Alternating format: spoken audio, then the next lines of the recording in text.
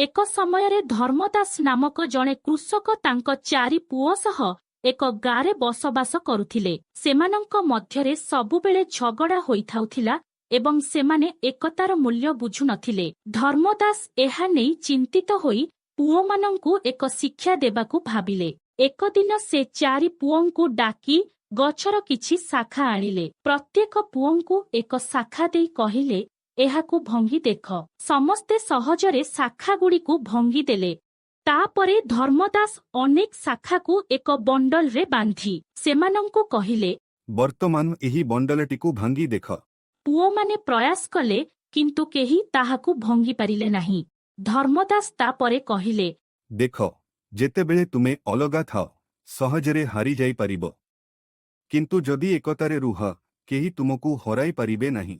ପୁଅମାନେ ପିତାଙ୍କ କଥା ବୁଝି ଏକତାର ଶକ୍ତି ବିଷୟରେ ଶିକ୍ଷା ନେଲେ। ଶିକ୍ଷା ଏକତାରେ ଶକ୍ତି ଥାଏ। ଆମେ ଏକତାରେ ରହିଲେ କୌଣସି ବିପଦକୁ ସମ୍ମୁଖୀନ ହୋଇ